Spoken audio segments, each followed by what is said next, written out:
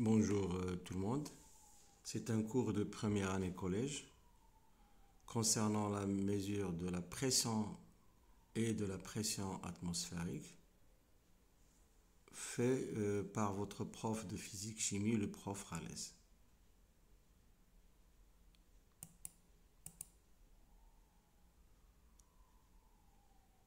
On commence d'abord par la pression. Donc grand 1, notion de pression. Petit 1, définition. Donc c'est quoi la pression? Quelle est cette notion-là? Donc voilà la définition. La pression est une grandeur physique. Donc puisque c'est une grandeur physique, donc elle doit avoir un symbole, l'unité de mesure et un appareil de mesure qui représente la force de compression. Bon, la force, vous allez étudier la notion de force en troisième année collège, mais pour l'instant, c'est une action de compression appliquée par l'air sur les objets qu'il touche. Donc, ça concerne la pression de l'air. Bon, l'air peut être soit à l'intérieur d'un récipient, soit à l'extérieur. Lorsque l'air est à l'intérieur et pousse les parois internes d'un récipient, quel que soit ce récipient, on dit que l'air est emprisonné dans le récipient, à l'intérieur du récipient, et dans ce cas-là, il va exercer une action de compression. On appelle une de compression. Bon, dans ce cas-là, c'est la pression. Donc je répète, la pression est une grandeur physique qui représente la force, l'action de compression appliquée par l'air sur les objets qu'il touche. Donc c'est une définition à apprendre. Deuxièmement, relation entre la pression et le volume. Donc on verra une activité, une petite expérience. On va utiliser une seringue. Voilà une seringue avec un piston. On a ici l'ouverture de la seringue. C'est l'orifice. Et il est bouché par le doigt, il est fermé par le doigt. Donc l'air qui existe à l'intérieur, c'est de l'air emprisonné. On va pousser le piston. Donc ici, on va pousser le piston et on verra qu'est-ce qui se passe pour le volume. Voilà, vous observez bien que le volume diminue dans ce cas-là lorsqu'on pousse. Voilà le doigt qui pousse le piston. Donc le volume diminue. Et dans ce cas-là, lorsque le volume diminue, on pousse, à un certain moment, on ressent qu'on ne peut plus pousser. C'est-à-dire que la pression à l'intérieur de la seringue a augmenté. C'est-à-dire, lorsqu'on on pousse le piston, le volume diminue et la pression augmente. Dans ce cas, on dit que l'air est compressible. L'air est compressible ou bien il subit une compression. D'accord? Donc, c'est quand est-ce que l'air est compressible? Si vous avez une question pareille, c'est lorsque son volume diminue et sa pression augmente. Donc, on voit bien que le volume et la pression sont inverses. Le volume diminue, la pression augmente. Le volume de l'air diminue et sa pression augmente, on vient de le dire. On dit que l'air est compressible ou bien il subit une compression. Donc il y a une liaison entre le volume et la pression. Maintenant, on va faire l'inverse, c'est-à-dire ça c'est le cas qu'on a avant d'agir sur le piston. Ensuite, on tire le piston. Donc on va tirer le piston, qu'est-ce qui se passe? Voilà, la main tire le piston, regardez ici le volume, c'est à peu près 3 gradations, ici plus que 3, voilà 3, 4 gradations. Donc c'est-à-dire le volume a augmenté. Et puisque le volume a augmenté, donc la pression a diminué. Et on voyait bien qu'il fallait d'abord fermer l'orifice. Sinon, on ne peut pas parler de la compression ou dans ce cas-là, on a l'air, on dit que l'air subit une détente ou bien l'air est expansible. Pourquoi c'est expansible? Parce que le volume a augmenté et sa pression a diminué. Ça, c'est l'inverse du cas précédent. Voilà, le volume de l'air augmente et sa pression, bien sûr, diminue. On dit que l'air est expansible ou bien on dit que l'air subit une détente. Donc, lorsque vous aurez comme question quand est-ce que l'air est expansible ou bien quand est-ce que l'air subit une détente, il fallait répondre l'air est expansible lorsque son volume augmente et sa pression diminue. Donc, l'activité 1, il fallait dessiner. C'est les deux, voilà, les deux cas. Lorsqu'on pousse, voilà le cas initial, on pousse le piston jusqu'à la position 1. Dans ce cas-là, le volume diminue et la pression, bien sûr, augmente. L'air est compressible lorsque le piston est dans la position 1. Lorsqu'on tire, le piston va être dans la position 2. Dans ce cas-là, elle est expansible et le volume a augmenté, augmente, et là, sa pression va diminuer. Observation. Lorsqu'on pousse le piston, le volume d'air diminue et sa pression augmente, c'est la position 1. On dit que l'air est compressible ou l'air subit une compression. Lorsqu'on tire le piston, le volume d'air augmente et sa pression diminue, c'est la position 2. On dit que l'air est expansible ou l'air subit une détente. Déduction. L'air est un mélange gazeux qui peut être compressible ou expansible.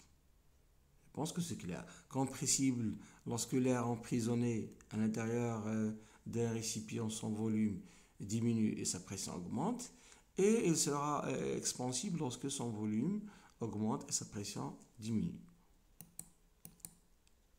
Troisièmement, relation entre la pression et la masse. Donc, on a déjà vu dans petit 2 la relation entre la pression et le volume. Maintenant, entre la pression et la masse. Bon, on va prendre une activité simple. On va prendre un ballon. Et puisque l'air est intérieur, il est emprisonné dans le ballon, il s'agit de la pression. On va utiliser une balance électronique, par exemple. On va trouver, par exemple, c'est un exemple tout simplement, 340 grammes. On va ajouter de l'air avec une pompe à l'intérieur du ballon. Donc, on va ajouter de l'air. À un certain moment, on va ressentir que le ballon devient un peu dur. On dit que le ballon durcit. Donc, ça montre que la pression à l'intérieur du ballon a augmenté. Donc, après, lorsqu'on ajoute de l'air à l'intérieur, on va remettre encore le ballon sur le plateau de la balance électronique. Qu'est-ce qu'on verra? Bon, on va constater que la masse a augmenté. Donc, comme observation, la masse augmente et la pression augmente, c'est-à-dire que la masse a une relation avec la pression. Lorsque la masse augmente, la pression augmente. Et ça sera l'inverse si on retire de l'air, si on diminue la quantité d'air qui existe à l'intérieur du ballon, on va ressentir que le ballon deviendra moins dur et la masse va diminuer. C'est-à-dire lorsque la masse diminue, la pression de l'air va diminuer.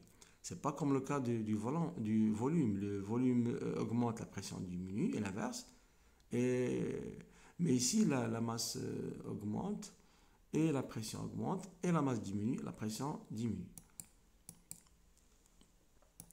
Observation, une fois que l'air est pompé, c'est-à-dire ajouté avec une pompe dans le ballon, la masse d'air à l'intérieur augmente.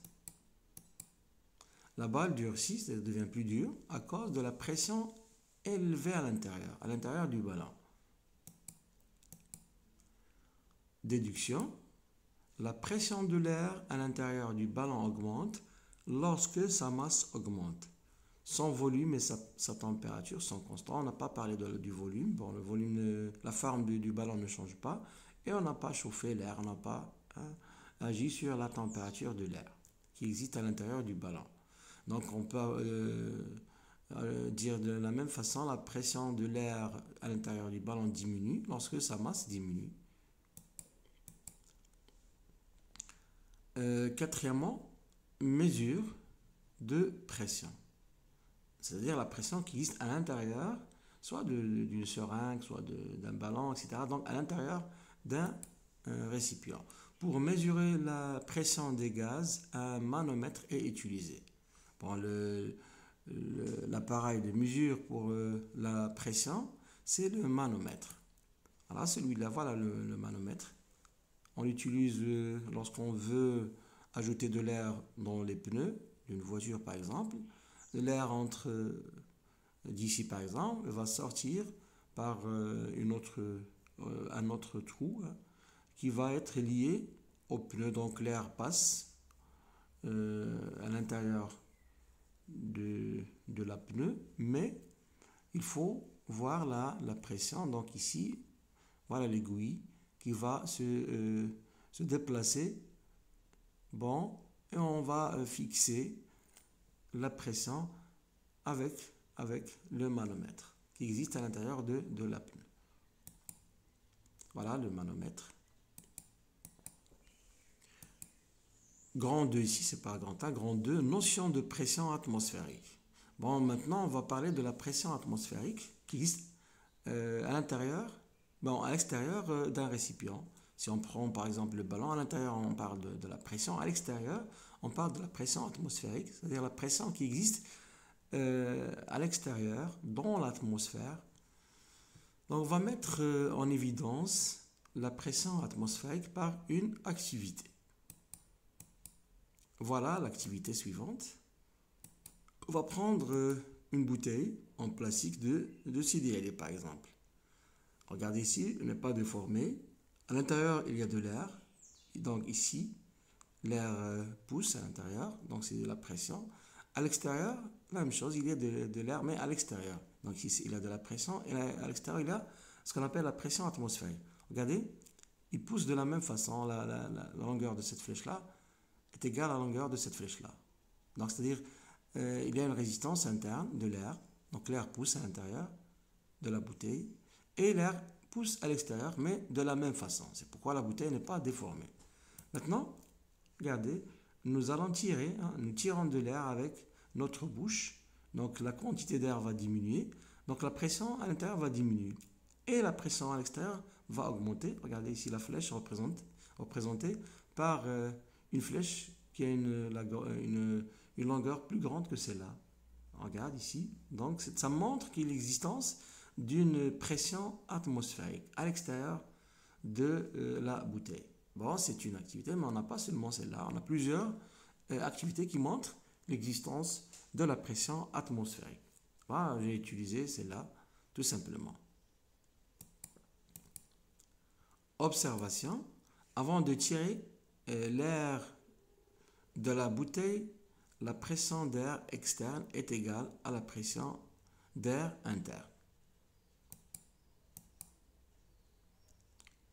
Après avoir tiré l'air de la bouteille, la pression d'air externe, maintenant, elle est supérieure à la pression d'air interne. Ça, c'est la pression atmosphérique. Déduction. La pression atmosphérique est la pression exercée par l'air de l'atmosphère, c'est-à-dire l'air qui existe à l'extérieur d'un récipient. C'est l'action de l'air externe qui se trouve dans l'atmosphère. Deuxièmement, mesure de pression atmosphérique. Donc il fallait maintenant un autre appareil de mesure qui s'appelle le baromètre. Donc pour mesurer la pression atmosphérique, on utilise un baromètre en général. Voilà un baromètre. On le pose dans un endroit et l'aiguille va nous montrer la valeur de la pression atmosphérique. Il n'y a pas seulement ce baromètre-là.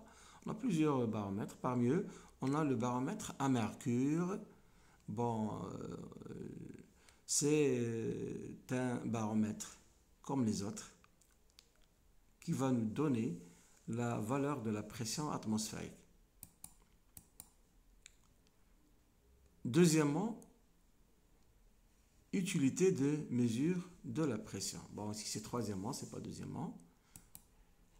L'unité internationale de la pression est le pascal. Son symbole est PA. Donc le pascal, c'est l'unité internationale de la pression.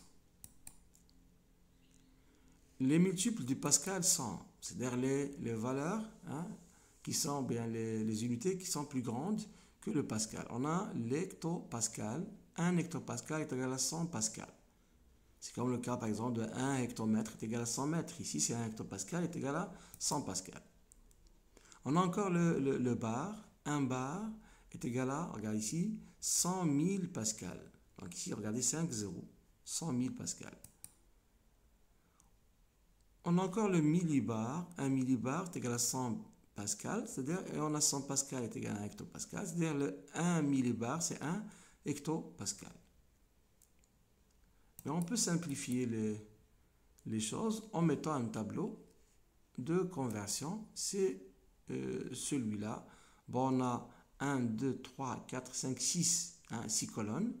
Le bar existe ici, 2 colonnes qui sont vides. L'hectopascal et le millibar dans une même colonne. Une colonne vide et le pascal. Donc vous allez l'utiliser chaque fois qu'on vous demande de convertir la valeur de la pression d'une unité à une autre. Voilà un exemple, une application. Bon, faites les conversions suivantes. Voilà. 45 hectopascal en pascal, 0,1 bar en pascal et 0,5 millibar en pascal. Donc arrêtez la vidéo, utilisez le tableau précédent pour faire ces conversions avant de voir la réponse. Donc je vous attends un petit peu et ensuite on passe à la correction. Donc faites l'application. Voilà ce que vous allez trouver. 45 hectopascal, c'est 4500 pascal. 0,1 bar, c'est 10 000 pascal. Et 0,5 millibar, c'est 50 pascal. Remarque. On a la valeur de la pression atmosphérique est variable, mais sa valeur moyenne au niveau de la mer est d'environ 760 mm de mercure, ce qui correspond à 1013 hectopascal. Donc cette valeur-là montre qu'il y a une autre unité, c'est le millimètre de mercure. Et le millimètre de mercure est donné par le baromètre à mercure. Bon, ici le baromètre à mercure, vous allez encore le voir, mais dans le lycée, il va donner cette valeur-là, qu'on peut encore donner en centimètres de mercure, c'est-à-dire cette valeur-là, c'est en millimètres de mercure, mais on peut la donner avec 76 centimètres de mercure, parce que 760 mm, c'est 760 mm de mercure, est égal à 76 cm de mercure. Il est égal à 1000 hectopascal. Bon, lorsqu'on prend une valeur en millimètres de mercure, il fallait faire la règle de 3 pour la convertir en pascal ou bien en hectopascal, parce qu'il y a une relation. Donc, 760, je répète, millimètres de mercure est égal à 1013 hectopascal. Donc, c'est pour la pression. On peut encore écrire P, grand P, c'est le symbole de la pression. Grand P est égal à 760 mm de mercure. On peut encore écrire P, grand P, c'est le symbole de la pression, est égal à 1013 hectopascal. Et dans ce cas-là, la valeur de la pression en millimètres de mercure, qui est 760, est égal à 1013 hectopascales.